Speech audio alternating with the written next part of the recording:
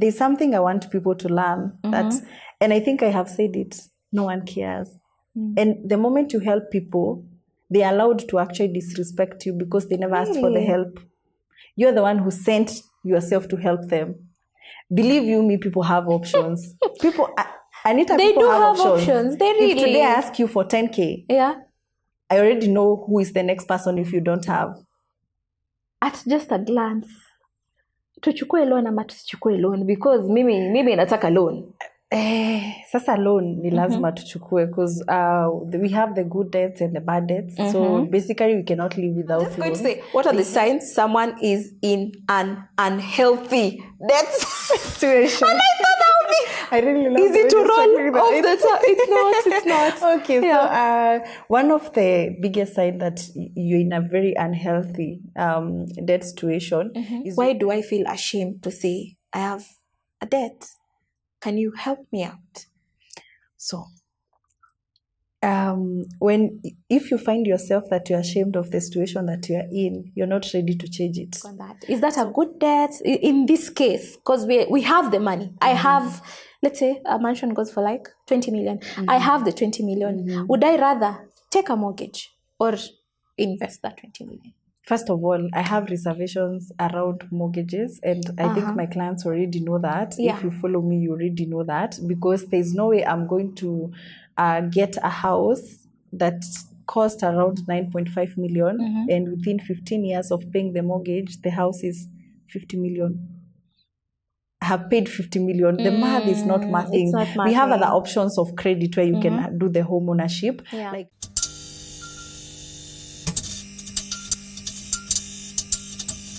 Hi guys, welcome back to the Review Podcast. I'm your host kama kawaida, Rachel Anita, and today we are back on the financial lens like we never left. We are here with one of your most favorite voices. She is a force. She is the one person who does not joke when it comes to money matters. The one and only Ndichu. Ebo, look at us, looking like money, looking like $1 million. Usalimia watu, tumekumiss. Hi. We have missed you. Hi. Anita. Nice to see you again. Nice to see you, Jane. Hi, guys. I'm so happy to be back here. Yeah. And thank you for having me. It is nice. You know, the last time I had you here, it was in January. We were in the thick, last year. I think, was it? I just know our episode aired in January, so we were in the thick of kupanga. You know, we all start the year with so much energy. So sai tuko katikati ya mwaka. Mi mwenye nishasahau what you told me. So I'm here for our refresher classes. More reason why we need to charge these people for this content. Because now if you are forgetting, they are forgetting. You see now. Kwanzia sasa muna subscribe na how much na tunataka in USD. Mujue. So it's always nice to have you. Can you tell guys, refresh the memory about what you do and yeah.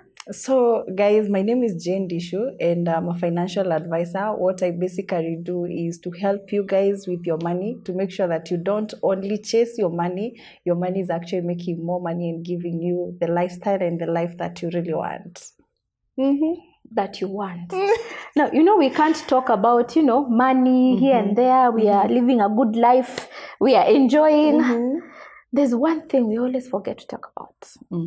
The pressure of debt. The silent stress that loans are putting on us. There's so many women who are into so many loans these days. It's not chama, ni kuna mshwari, there's a KC, there's like, we have loans at our fingertips. At just a glance, tuchukue loan ama tusichukue loan, because mimi nataka loan. Sasa loan ni lazima tuchukue because we have the good debts and the bad debts. So basically we cannot live without loans.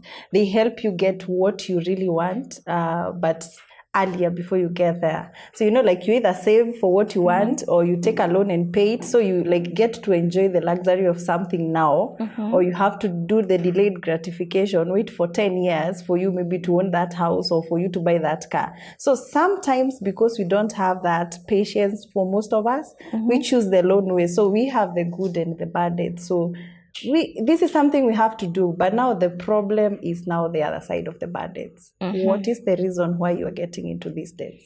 And I think that's the conversation. That's the whole thing that we need to understand. Yes. To me, all debt is bad. You're here telling me there's good debt, there's bad debt. Deni ni deni, na dawa deni ni kulipa, jamani. So, what's good debt? I want to understand that. So good debts, these are debts that you take to grow yourself, or debts that are going to give you, maybe which are going to increase on your income or to increase on your wealth, or maybe to buy something that is going to bring you money in return. Those are good debts. I was just smiling because I thought I can take a debt to go to the spa. No. It's building my mental health. Actually, that's now the other debt. Bad debts. If you borrow money to spend it on something that is not going to bring you more money or build onto your wealth, bad debts. Hear me out, Jane. If I borrow the money to go to the spa, then I will be relaxed. Then my body will feel better. Then I can work harder and get more money.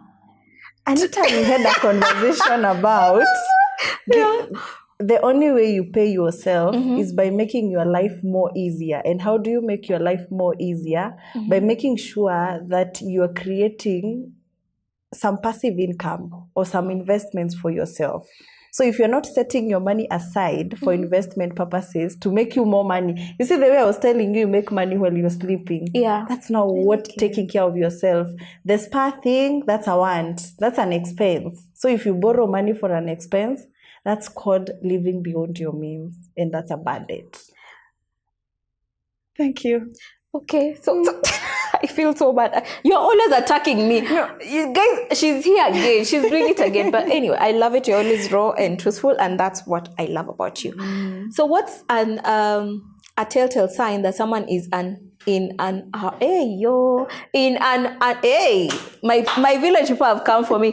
I'm just going to say, what are the signs someone is in an unhealthy debt situation? And I thought that would be I really love easy to roll off the top. It's not. Okay, so one of the biggest signs that you're in a very unhealthy debt situation is when you have to borrow money to pay other debts.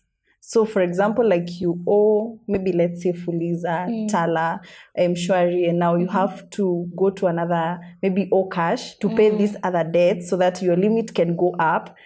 You know, like you're just borrowing to make sure that you're making more money at the end of the day, like you're growing your limit. That's one of the signs. The second sign, when you get to a point where you're spending your salary in advance, or you're asking maybe for salary advance, because you have that, you have some debts that you have to pay, it's getting unhealthy. And at that particular point, you need to ask for help.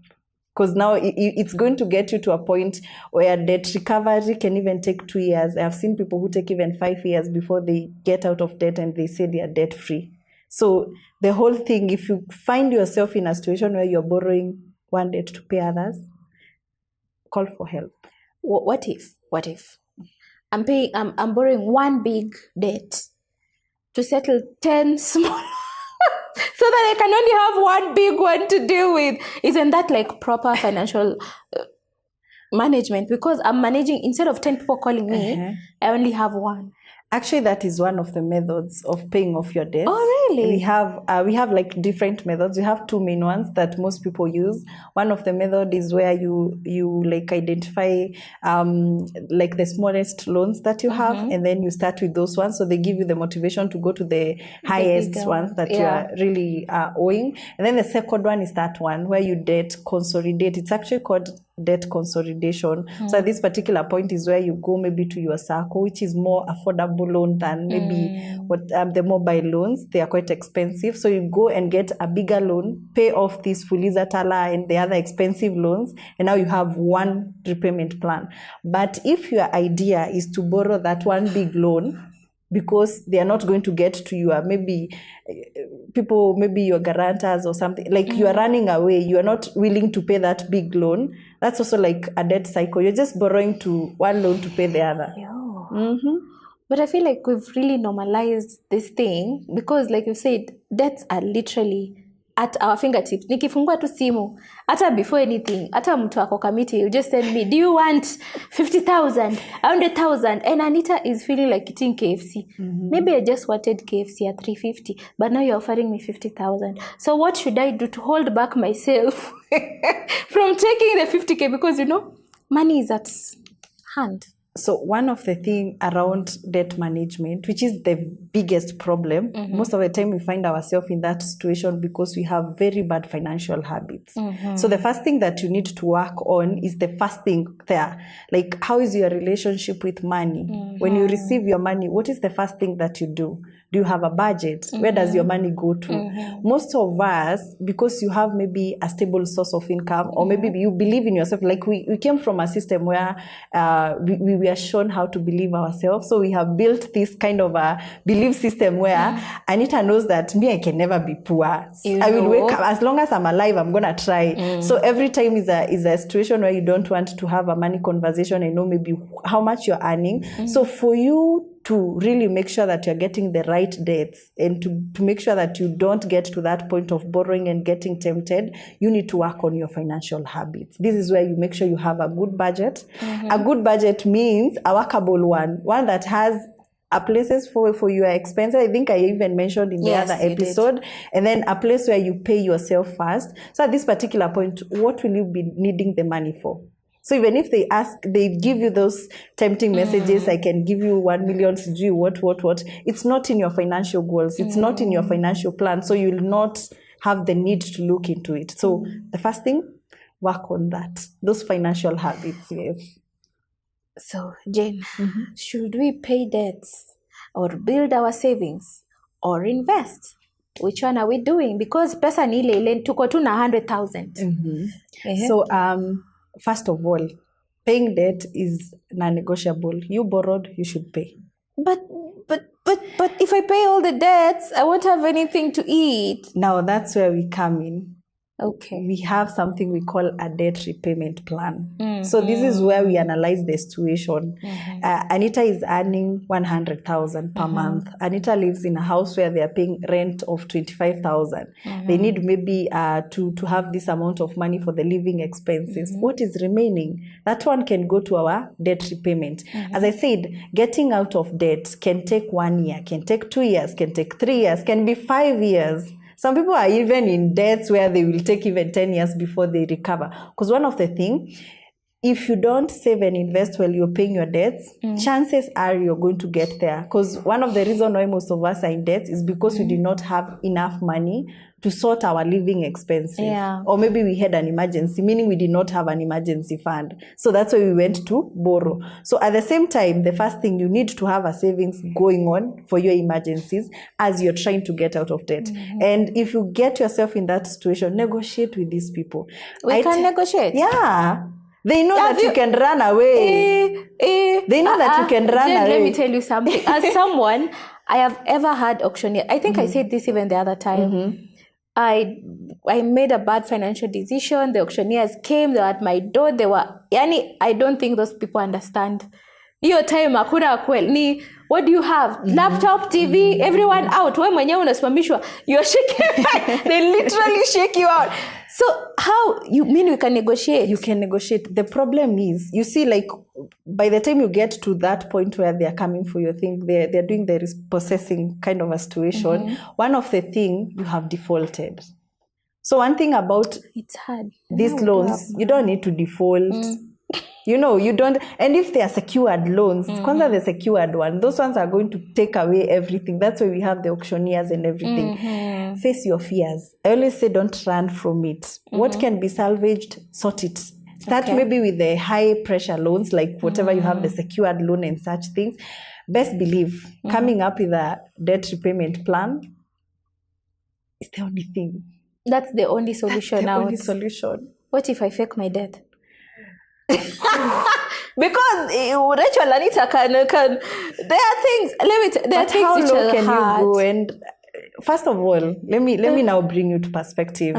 If you're used to a toxic thing and you know how to handle it, even if you're able to just bury that, most of the time, because you never worked on it, it is going to just come back and affect Somewhere the other. else, So even if you fake your death, it means the life that you're going to start from scratch will still have debts.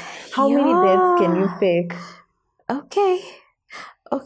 We are not faking our debts. We are facing our fears. The only way to get through it is just to go through it. Exactly. Many times when people have debts, they tend to keep it a secret. Because it's a very shame on you. Like, ulijipata hapo aje, you know, like you see, there are people who are like, I will never be broke. You know, you believe it in your system, you think money just... there are people who believe money comes to me. I am, I have this thing with money. If I miss it, it will come.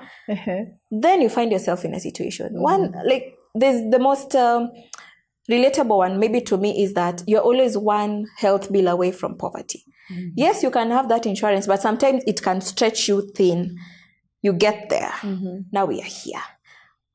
Why do I feel ashamed to say I have a debt? Can you help me out?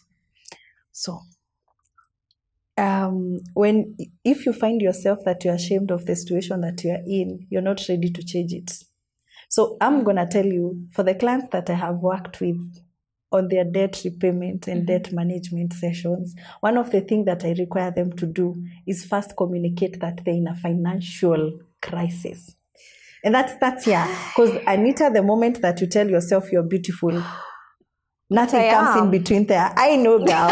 But the same thing happens. If you tell yourself you're not beautiful, no matter how many compliments you get from other people, it doesn't matter. So it starts from within. And I feel like if you are struggling to tell other people that, no, I cannot come to your baby shower because I don't have 5,000 right now, I'm in a financial crisis. One of the things, no one is asking you to tell us you're in debts. Just say you're in there are better terms. There are better terms to that, you know. Better. So the first thing is for you to accept. Acceptance is the first thing. So the moment you build that and change your mindset towards, like, now I'm in this situation, but I want to get out of it, so I accept. And now try to work on it. The rest of how other people perceive you, it's not a problem. But if you keep on, like, it means that you have not accepted and you're not willing to change. That's the problem. But I feel like people actually change how they view you. Okay, I understand. You've just said we shouldn't care, but to say, let's just say you're in a family setting. Usually mwenye ako na pesa, mwenye anaendesha gari, ndo atasema tunakula nini sapa. Hata kama you are the firstborn, if you don't have money in your pocket, it's like money, respect. They are equally, what's the term for that? You know, I am in a state, now I am here, host of Rare View. Alafu mnanipata na changa pale nje. So one of the it sucks. I don't know, because it takes a really emotional toll on someone. Yeah, I know. But now, Anita, how I asked we go back to the whole point. If we don't accept that we're in this debt crisis, and we continue living the life that we are living with a shame, it's not going to change anything about it. You will continue draining in the same cycle. And I'm going to give you let me be vulnerable for a moment. Let me give you an example. Like, when I first got my first car, I got it on credit. I actually got it on credit, and it really got a toll on me because I was just 22 years. Oh, wow. 22, 23 years. But you have So I did not know that when you buy when you take like a big investment like that, and then you move neighborhood because now you need parking and the other thing, it's going to really affect you financially, or it's really going to affect you. And now you need to communicate some of these things. But one thing that my financial advisor talked to me is, if you continue with the same thing, it will eventually come out. How many people have been declared bankrupt to your face? So it's better I communicate that I'm not in a position to take this and this and work it on the back door before, Anita, we hear that you were chased from your apartment. Now that one will be even more embarrassing. Exactly. And I feel like financial matters are quite sensitive, and they're very close to our hearts and personal. And I feel the way we deal with our money is quite like personal, and I have seen it. But the way you treat your personal thing, try to treat it the same way, but don't pick things that you cannot be for just a class. People don't care. And I think I told you that last time. People don't care. Thank you. People are going to ask you, why did you take loans? Why did you take loans? That's true. And you're like, they're like, but I took loans to educate you. Like, you know? kid, you cannot understand that, you know? Yeah. They're like, why didn't you have the money in the first place? And why couldn't you find maybe a better school? Yeah, for me. So sometimes it's more like you need to just work on. I remember someone was telling me, jipende kidogo, you know. I love jipende, but tunajipenda mpaka tunachukua loans hatuwezani nazo because but I think now that we are talking about it, I feel like the biggest, like the parasite and all this is the need to always feel validated by other people. True. We feel like, you know what, I have, like in your case, I have a car, I have a house, I have, unaamini niko nayo, but uko nyuma kume ni loans zinakukanganya left, right and center. Exactly. And it's that the small miscalculation, but let me tell you the better side of the whole thing. Yeah. The moment you just accept and you change that it starts here. Money mindset is just a whole conversation. It just starts here. The same way you work on other things and you start with your mindset and everything else, it just starts here. The moment it click your head, that the moment you have control of your finances, you gain freedom.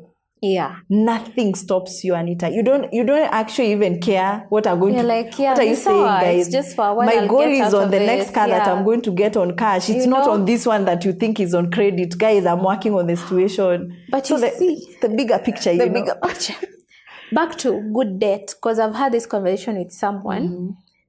Someone would say, like, if you buy, let's say, a house, it's a liability. You buy it cash versus buying it on mortgage. They say if you buy it on mortgage, you can at least take that money, put it in another venture that will give you more money over the same number of years than just putting, it's like dead, what's the word for that? Dead stock? I don't know. It's actually assets which are non-income generating. What's your take on that? Is that a good debt in this case? Because we have the money. I have, let's say a mansion goes for like 20 million. I have the 20 million. Would I rather take a mortgage or invest that 20 million? First of all, I have reservations around mortgages, and I think my clients already know that. If you follow me, you already know that, because there's no way I'm going to get a house that cost around 9.5 million, and within 15 years of paying the mortgage, the house is 50 million. I have paid 50 million. The math is not mathing. We have other options of credit where you can do the home ownership. Like you can get into a circle. Oh, yes. Yeah. Save like 3 million. They do like times 3. That's 9 million. You have your house. Pay off in like 5 years. The whole point around getting your debts is making sure that, one, the affordability. Can you be able to sustain that debt to the end of the period, right? The second thing is the need.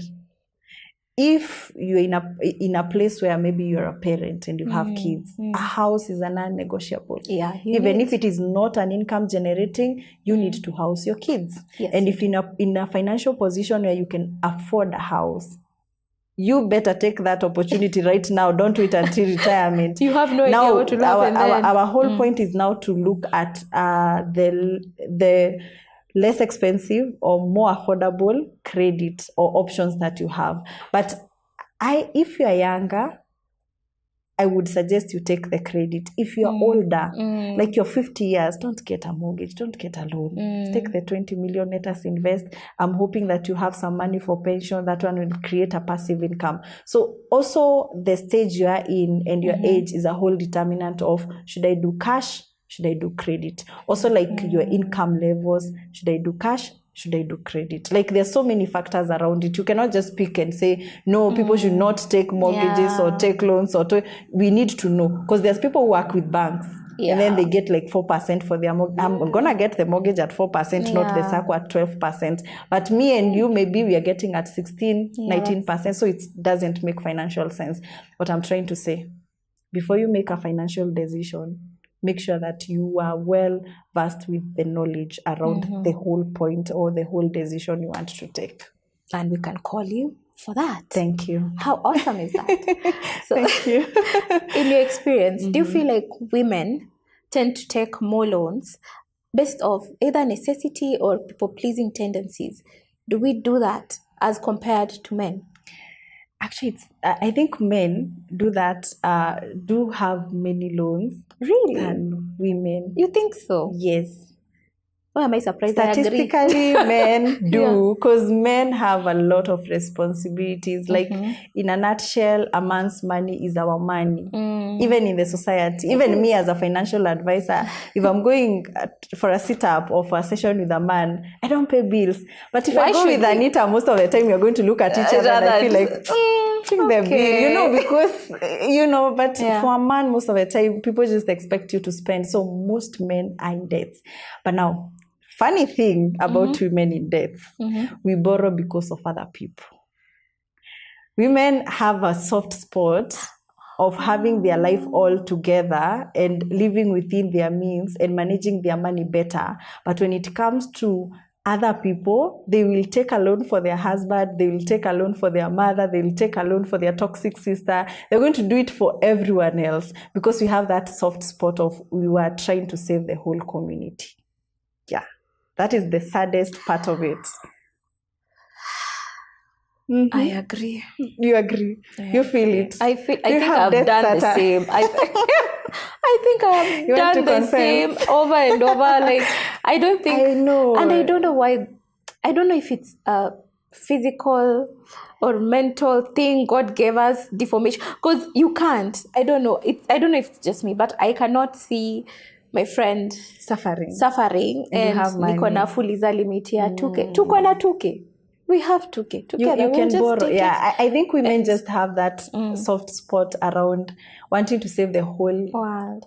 And how would you advise that woman, being me here? I'm being advised. How would you advise me? Having very strict boundaries. It's so hard. Start from the first thing. Anita, let me tell you, if you have strict boundaries and know what you want your money to do for you, you are going to sacrifice anything else. One of the things that I tell my clients, if you want the change, you have to adjust something. And there's something that you're going to adjust. It's not like you're a bad person. You picking the black tax and doing all the other things that you want to do as a woman. We will do them. But this time we are doing them on a budget. Because as I told you, the more you fix yourself in a place where you're used to these things, this toxic environment of you have to borrow to please other people, to help and save other people, it's going to continue and it's getting you in a messy situation. And let me tell you, one of the things, women are my best clients because the moment they realize that and we switch that, women are the best investors. Yeah. Women are the best money managers. So the whole point is to just know what you want your money to do and have strict boundaries around it. Yeah. And I know we can because we do. We do. I'm just still there because I remember there was a time I took a loan and I felt so bad about it because I feel the other thing is we've grown up knowing we have to be good girls. That good girl, I hate it. I said I'm retiring strong girl and good girl this year. Sisi, we are bad girl like Mili. Utupate huko, we are bad girls. So let me just also be vulnerable. My mom was sick last year. I was in the hospital with her. Then an auntie calls. Remember, you're seeing the situation. I'm already burdened. Then she's like, Aki, mtoto wangu hajaenda shule, si unitumie. Nikamuuliza tu, ni pesa ngapi? 5K. I went to my phone, to M-Pesa app, to M-Shwari, took the loan, sent the money. I'm just wondering, why did I do that? Like, I don't understand. Why? It's just like you want to save other people, you just want to have to just restore order, to make sure that everyone else is happy. But now I always say, if it is at your expense, how much can you be able to take? And there's something I want people to learn that, and I think I have said it, no one cares. And the moment you help people, they're allowed to actually disrespect you because they never asked for the help. You're the one who sent yourself to help them. Believe you me, people have options. Anita, they people do have options. They really. If today I ask you for 10K, I already know who is the next person if you don't have. So even that ad, they knew. Am I the only person who doesn't have options? Even you, if you sit down and you call your friend and you ask him for 5,000, they say no. You already know. Should I go to M-Shwari? Should I go to that's the okay, for me personally, that's the, I don't know what to call it. It's like a puzzle. People can come ask me, but it's so hard for me to ask someone for help on any ground, not only just financial. Anyway, that's me and that's for me and my therapist to talk about. Though, yeah. we shall get into that. So what do you advise these women? How do we get out of that? Apart from setting boundaries, what are some tiny, because setting boundaries, it's really hard. We talk about it, it's easier said than done, but what are the small practical steps that will get us there? So one of the things you need to do around money and around your relationship with money, as I said, is to give it the purpose. What do you really want, Anita? And if you know that your 100,000 is going to give you that car that you have been eyeing for, the BMW X6, the whatever mansion you have been looking at, the discipline and the focus will be changed to that side of the financial goals.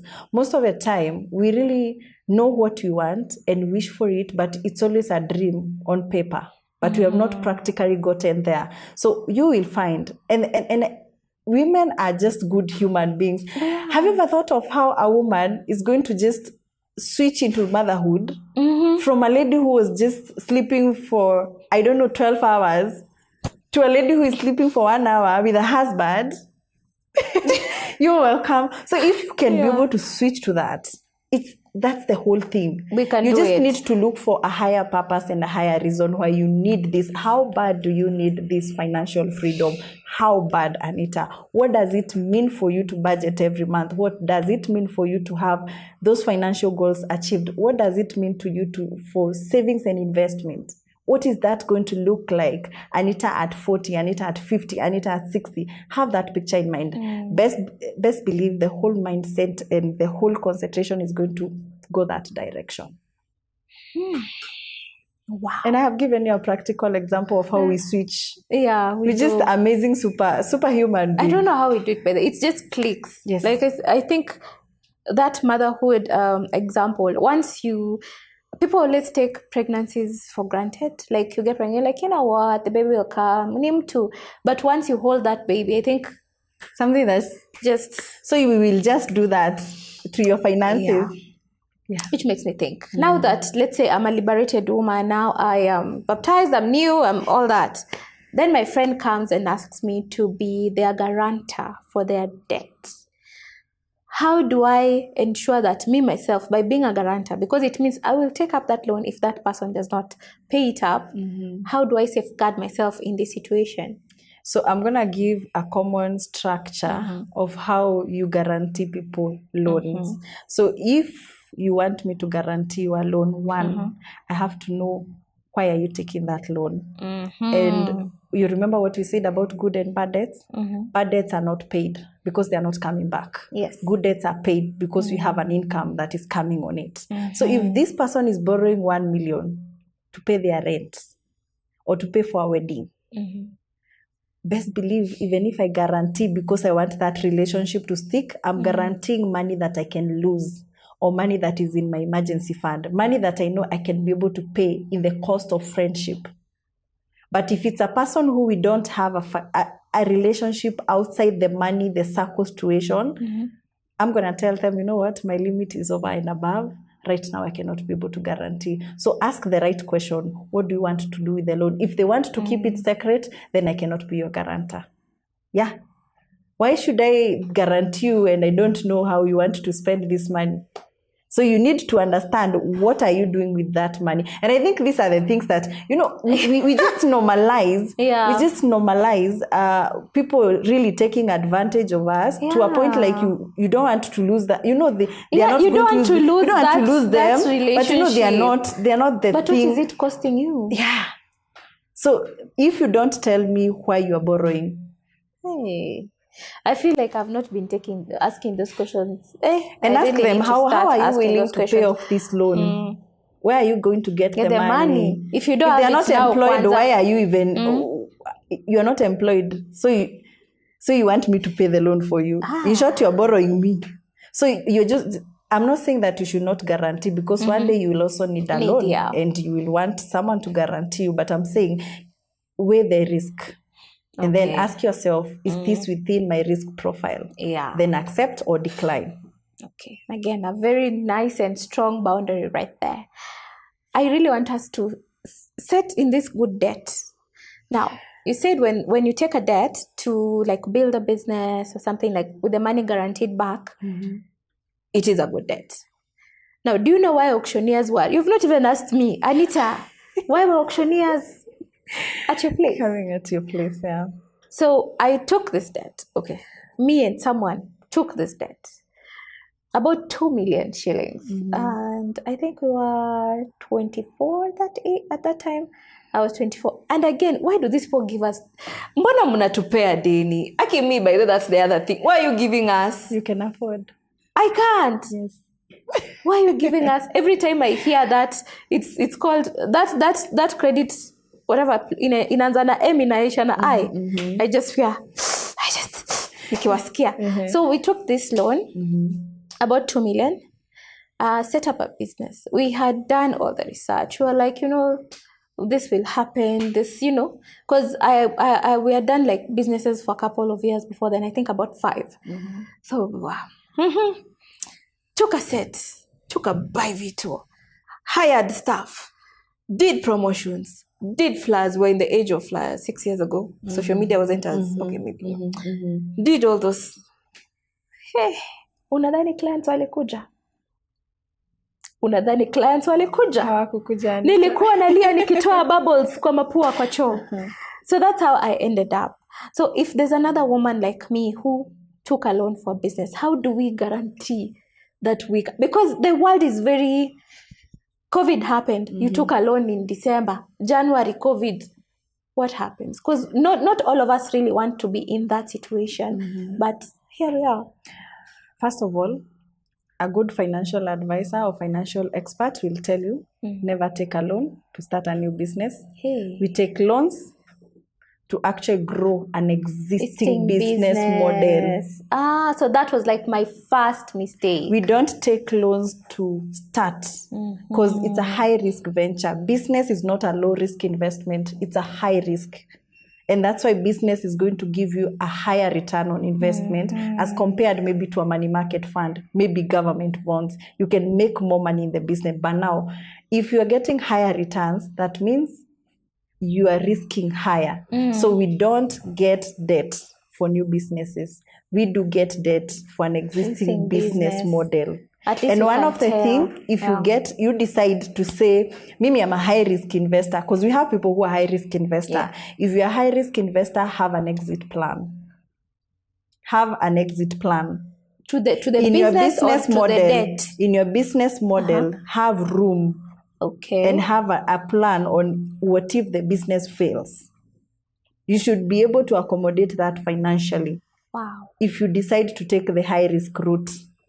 But you see, when we're in that moment, we are very excited. We are very, like, it's all, I know this thing can work. They are telling, I know I can bet you in 6 months, I would have 200% of this money. You're so sure. No one builds a business with the hope that it will fail. No, you don't wake up saying, I'm failing today. True. So true. That's why business consultation is quite important. When you said you did your research, did you do your research with a business consultant? Did you have a financial advisor in it? I was 24, girl. Okay. I did online. It's allowed to make mistakes when you're young, but now we know better. Yeah, now we know better. Yes. If you go the highway, I want the high risk, Jane, because God is my provider, You cannot live and He will sustain me. Hallelujah. Amen. If you take the highway, make sure that you have an exit plan to it. Just have to have a backup plan. I always tell a person, if you're starting a business and you're taking the loan option, which is a high risk, have at least 12 months worth of your emergency fund. Don't be expecting, at least you give your business a breather. Yeah. There's something we call a breather. So if I get into a business and 2 months, 3 months, I'm struggling to pay rent, I can close that, sell maybe the small stock that I have, and maybe start something else because I have 12 months worth of an emergency fund. That's what I'm saying, the exit plan, the caution. But let me tell you, what happened to me after now we got out of all that and, finally found my footing. I think it took a year or two to get out of that loan. Because, hata before I forget this, I'm so sorry for going in circles. Tell us about these people. You take a loan. You're told, umechukua milioni 2. By the time you pay, it will be 3.5. You're like, what the hell? I'm a good girl. Me najituma, I can do this. Let me tell you, Jane, we ended up paying 7 million. Let me tell you, Jane, we defaulted, I think, 1 or 2 months. The next thing you know, they have added that one plus this one plus diff. Can you tell people about reading the fine? That thin line, we don't read it. And I felt so bad because I'm those people who, if I trust you, Jane, if you give me, you tell me, Anita, I have this product for you, I'll be like, yeah, Jane is my friend. Let me just, Jane tulisoma, si tuko sawa. Please tell them, because me nikikumbuka hiyo kitu munipe tu tissue. I'm sorry for the experience though, but this is something quite common. I don't even want to I already know the institution, and I'm going to call them because banks hate seeing me. Yeah. One of the things that I'm going to tell you guys, these people in business, they are not here to help you. But they make it seem like they are here to help you. No, they are here in business. So one of the things, when you're in business, one person is going to lose. Either someone is going to negotiate and negotiate or over-negotiate. So make sure that you're always on the upper side. Be on the winning side. So anyone who is giving you credit and mostly secured. You see these secured loans, they're going to make sure that you don't pay off. So that they come for that car. Yeah. They want to come for that house because it's quite more than what they will have, So one of the things, as you are reading the fine prints, as I said, before you take any loan, have the exit plan, have the what-ifs in place. And people will tell me, Jane, we are Christians, why are you being negative? God, yeah. But I'm here telling them, we are Christian, but we are not being negative. We are just being wise. And God loves people who are wise. So please, be wise. As you're reading the fine prints, make sure you ask the right question. And I think this is the thing most Kenyans will skip: due diligence. Yeah. Because my mama is in it, because my auntie is in it, because my friend, because it's Jen, because this one is... because it's Jen. Because do your due diligence. Yeah, we in this Nairobi for money, so everyone is after money. That's true. We are all after money. One of the things I was saying, how one of the things that came to me after that, Aki loans, unless it's extremely necessary, or I don't play with big loans. Acha nicheze hapa mshwari, maybe. Nikienda mbali, which I know is expensive, but I would rather have a loan that I know I can fix. 2, I became an oversaver. I think the year after that, I could barely even take myself nowhere. I was just saving money. I was hoarding money like, if it ever gets me again. So for the woman like me who went through that and came out the other side, what are some money habits I need to relearn to make better? Because I know that's also not a good thing. Saving, okay, it's a weird line, but saving all your money is not the best. You need to invest that money, not just save that money. True. Yeah. So first of all, the moment you go, like any other thing, the moment you go through something that actually leave you traumatized, there's the process of making sure that you forgive yourself, heal, and move from that situation. So the same applies when you're disappointed, even in a work environment, in a career, in a marriage, in other things. So the same thing that you would do, the same process of forgiving Anita for being Anita and just falling in a situation where they could not be able to save themselves, take that as a learning point. Because one of the things, deaths is one of the ways of getting the life that you want. They only need you to have a good structure and make sure that you can be able to get yourself through, have that plan of how you can be able to get out there. But baby steps. I'm not telling you to heal and come, no. It is baby so steps. hard. So the same way you said, I know like there are people who are even, they don't want even to invest because you don't want to put that money away. Let me have my money. You just want to see your money there. Let me tell you, I went and opened, I think, 2 circles after that. I am in a teacher circle and steamer circle. Nilisave, let me tell you, nilisave. Apart from black tax, which is, I'll get over it at some point. Nilisave like a mad woman. It got to X amount. I was like, now I can think about it. And even today, even if you tell me, Siji, take this money from, You're still thinking about it. Yeah. But somehow you're still investing your money somewhere. Yeah, of course I am. It's maybe it's only that you feel the security around there. Yes, the security of this is here. Yeah, if all this collapse, true. this is here. But I'm gonna tell you another thing. If you're so good with the delayed gratification, which is the option that most people who don't have that, they take the loan option. If you're too good with that, you can still be able to achieve your goals through savings and investment and making sure your money multiplies. Not every person actually is a loan person.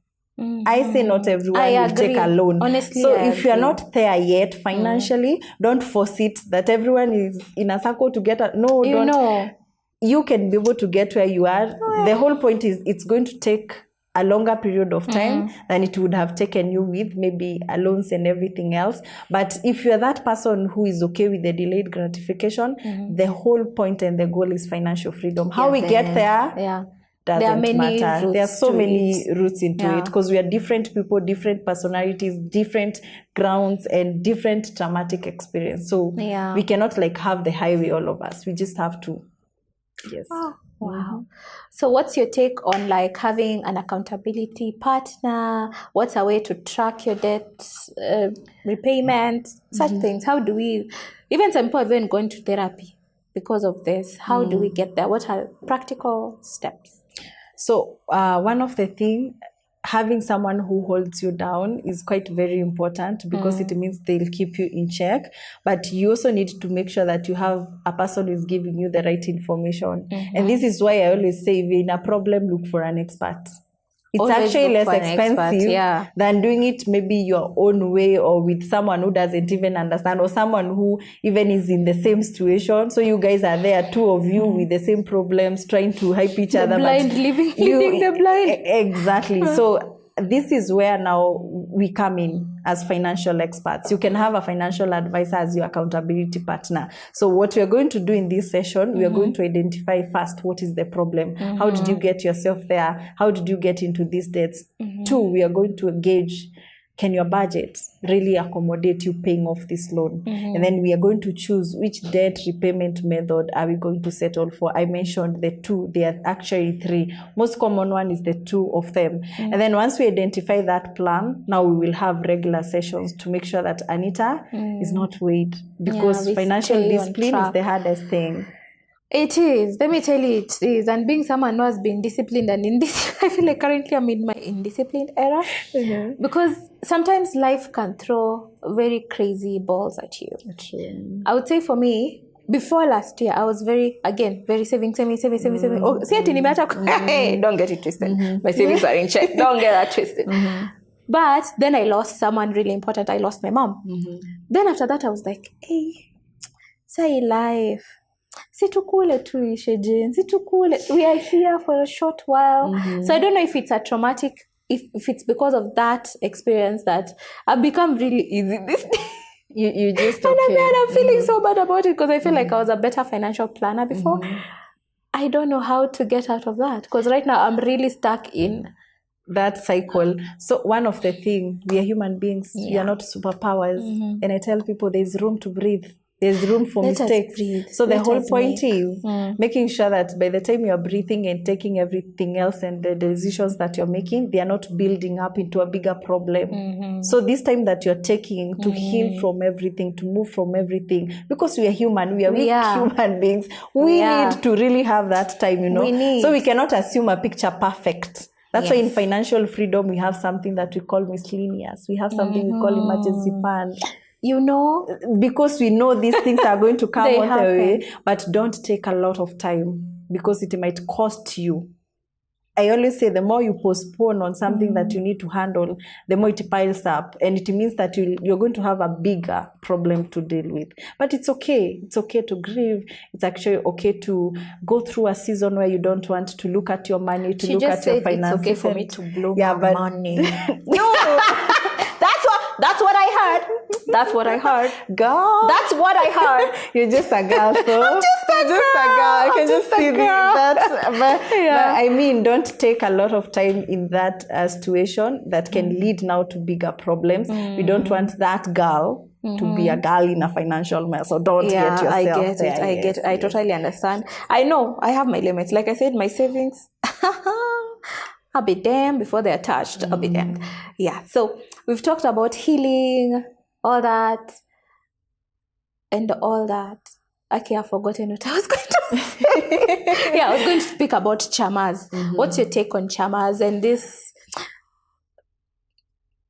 I feel like I'm going to say a very wrong thing. Let me hold myself, because we live in communities, and communities, like having chamas help us build each other and grow each other. So one of the things, some of the things that we keep on doing, they are for our social benefit, you know, and we can, as I said, we are human beings. We are not superpowers. We need certain setups to actually survive in. But these days, what we are doing with our chamas, we are not just holding that money for the merry-go-round.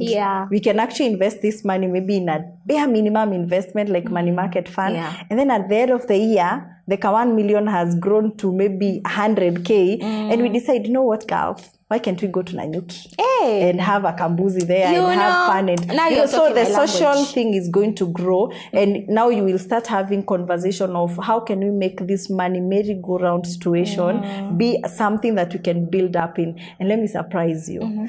In this Nairobi, most of the entities that you hear, this is owned by a group of people. It started as a chama. Really? Yes. 3 brothers, 3 cousins, 3 uncles, 3 people who went to school together. And I actually have an active investment chama that actually is doing so well. And we are actually investing in land because of where I come from, guys. You have to have land. It's something you can grow. And this is why we are saying we're in a modern world. Thank God for education. Thank God for technology. Because these days we can make better decisions in the same similar traditional setup of the chamas and everything else, but now with better informed decisions that are going to make us more money. So yes, chamas are viable. But the merry-go-round one, I don't like merry. You know, I was going, there's a time, I'm sorry, my sister, for mentioning you. My sister told me, I should join America. I was like, okay, what exactly are you doing? If there's one thing for me, I would rather know, fine, my money is in the bank, it's in the bank, it's doing nothing, and stuff like that. But we are here, 5 women, nitoe 5,000, upewe 20. It's just a delayed way of spending, But so I don't spend my 5,000, I'll spend it in December. So it's just a delayed way of spending. For me, I feel like if you're removing money, and you can correct me if I'm wrong, it has to bring back something.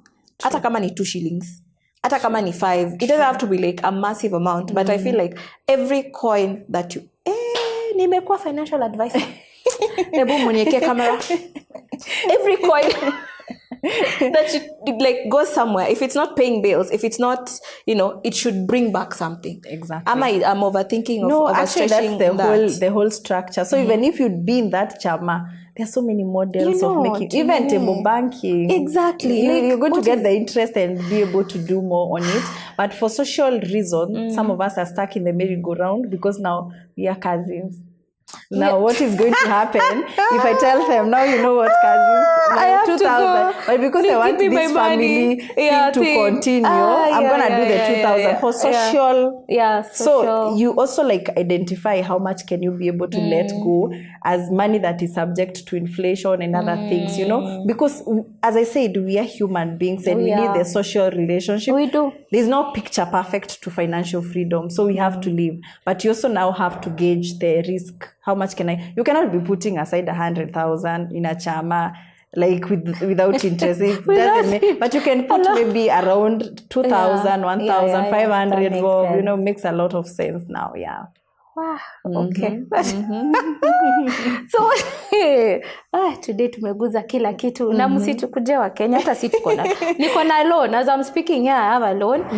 Yeah, Mshwari, not a big loan. Yeah, niko na loan ya Mshwari, man. Guys, we're gonna work on it. People now are looking at me and they're like, she's a financial advisor. Why do you have Mshwari? Why do I have Mshwari? Don't buy my. I need to book that consultation. I am booking, guys. The next time you see me and Jane, I'll I've reformed fully, but I will not have mshwari. And I love it because when we did in January, we were all here setting goals, and we are here to tell people, because I said we are accountability partnering ourselves to be better and to learn how to be free in every sense of the word. Yeah. So what does financial freedom mean to you? Oh, to me. Yes, to you, Jane. Okay. To me as Jane now, away from the financial advisor kind of a thing, for me, financial freedom is where I'm able to live the life that I really want without having to work. That means my investments are paying my bills, they are paying for my traveling, they are paying for my any other expenses that I have. And that's my goal. I am looking at passive income by the time I get to 50. I don't want the whole aspect of like I have to go to work every day. Like right now, guys, you know the way it's not hot. It's not hot here in Mombasa or in Nairobi. I know. I mean, like I really we need to adjust. You know, like let me tell you, there's a lot to offer in this life. And I want people to just have this conversation and try to see it. And I know few people maybe have seen it. If you go to the internet and maybe search maybe the wealthiest people, maybe houses, cars, you're going to identify that we really have people who are really having the money. And at that particular point, you can ask yourself, why not me? And at that point, that's when you realize that at some particular point, maybe there's a system that you have not identified and you're leaving it a lot of money on the table as Anita, and you would be able to afford that lifestyle. So for me, financial freedom, I don't have to work. And if I have to work, I'm working because I'm having fun. Oh, and not because I have to pay my bills. If you're having fun, you're not working. You're just having fun. And passion. The money is just coming. Passion. You see how I believe like right now I would be in Dubai because it's quite I hope our next session we're in Dubai, man. Let's claim and work towards it because it's very possible. Exactly. It's very possible. Now, there's just a thought that has crossed my mind. At what point would someone now say, hey, enye nimeshindwa, I'm now declaring bankruptcy? At what point, and would you advise someone to declare bankruptcy? Yes. In cases where you are maybe in a lawsuit, or maybe in cases where you have financial responsibilities that you have to take, and you need to communicate either to the authorities, either to people, to your loved one, maybe to your employers and everything like that. So if it is required by law or by another third party, it's okay to declare that you're bankrupt. But now, at what particular point you're declared bankrupt is whenever anything that you own as Anita goes, anything that you owe goes over and above whatever you own. So for example, let's say your net worth goes to maybe to a negative 10 million. That means that you have borrowed over and above what you own. Because we are going to look at your hair, we are going to look at your clothes, how much they worth, watches, cars, whatever asset you have, whatever savings you have. And then now we are going to look at how much do you owe. If it goes to the negative, if your net worth is on the negative, that means you're bankrupt. Now, to declare it and to have it documented that this person is actually not right financially right now. And point to the other side, say this person. Or the other person. Or the other person. So now at that particular point is mostly when you are in a statutory maybe requirement, maybe you are going through a divorce or something close to that. Such documentation might be required for you to go through the process, but in most cases for your own benefit. And this is something I would want people to tell us. Do you actually know your net worth? Is it on the negative? Is it on the positive? Like how much are you worth? Do you actually know how to calculate? I don't even know. Ebu, come guys, I give you a calculator. Please. I do have a calculator that you can be able to know how much you're worth. Yes. Really? Oh, that's interesting. More science of booking the session. Yeah, we are. Please. That is awesome. Can someone get arrested though for declaring bankruptcy? No. So you want to mean nikiwa na deni mtu hawezi nipeleka kwa polisi? You know what bankruptcy is? You owe more than you own. Like if you were to liquidify everything. Point there. Stop pointing me. If you were like to sell everything that you own or we own, you are left at a negative. Oh, no. That means everything. You know what everything is. Even your plates, even your clothes, even everything, yes. Wow. So that means that even if you were to sell everything else, we would not be able to recover the debts, and that's the bankruptcy. Yeah, but these policies in Kenya, they're not that big. Yeah, but you can save your situation, because most of us don't owe more than maybe we own, because there's the lending policies. Most of the time you'll find maybe someone who earns around 20,000, they can only fuliza 500, they can only tala branch 200, 2,000, you know, small money. So most of the time you're going to find you're never on there. But I know it happens with those people on the higher classes. And we've always been threatened about being put on that, what is CRB list? Gosh, let me see. The way you're saying it, you know, the way you're saying it, it's just like, ooh, it's like, why are they threatening people? CRB is actually like, it's actually being listed that you are a defaulter. That means if you were to go for a serious credit somewhere else, let's say you have a project and you need to fund it, and they want maybe a CRB clearance to know if these investors can fund you, you can lose that opportunity. So that's why they try to tell you that now you are on CRB, so that other people who are going to lend you can be able to see, when they go to the CRB, they can be able to see, actually Jane owes this amount of money, they refuse to pay this and this entity. So that's the whole point.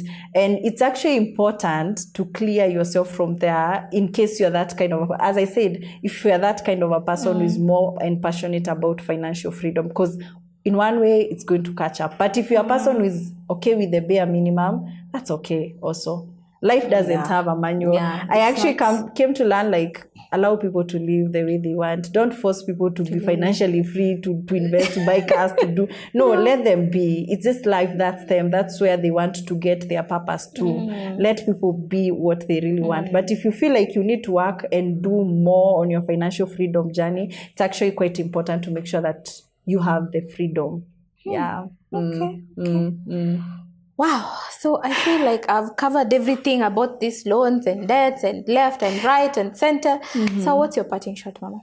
I think the last thing that I would want to let Kenyans know, I know that we are actually in a situation where even our country has a lot of debts, and I think it starts from there, and you're going to even find people saying, Kenya sick on a loan, so why? But I want to tell you the costs or the implications of actually having these loans is more expensive than you not having them. Like the mental health, like the whole thing of these people nagging you, calling you, your reputation at stake. Exactly. Like it's a lot of stress, and this might even affect your mental health. It might bring a lot of conflict even in your family setup. Might even affect how you produce as Anita, because you are not able to be a full package. You have a lot of things bothering you. And now this is where I tell people financial freedom is like just seeing the light. Have you ever been in a very toxic place, and then now you have seen like you just identify what you can be able to do to get out of that situation. So my whole point is to tell you that financial freedom is not easy, but it's also not hard, but it's a worth it thing to take. It's actually worth it to have your money in place, and you don't have to go to the extravagance. It's just starting where you are as a person and just identifying that. And help is out there. You can be able to see content on YouTube. People are talking about money every day. You can do it on yourself. We have people who are consulting like myself, where you can have conversations around money. So tell them about your YouTube channel as well, and where they can find you. So guys, I'm also a content creator. As I do financial advisory. So you can find me on all social media platforms as Jane the Financial Advisor, and I actually consult and help people on this financial matter. So make sure to book your consultation, and we get this financial freedom thing going moving. And you don't only do debts, you also do investments, you do everything money. Welcome to the Billionaires Club, yo. Thank you so much. Thank you, Anita. Thank you so much, Jane. It's always a pleasure. We are always laughing. As much as it's a serious matter, you always make it easy to talk about. Thank you. So thank you so much for coming. For those at home, remember to like, share, subscribe. Come on, guys, just share this video with someone. Jane has spent so much time here to tell us about how to become financially free, and we really do appreciate you. Thank you so thank you, Jane. Thank you for having me. Okay, and bye, guys. Mwah. Bye.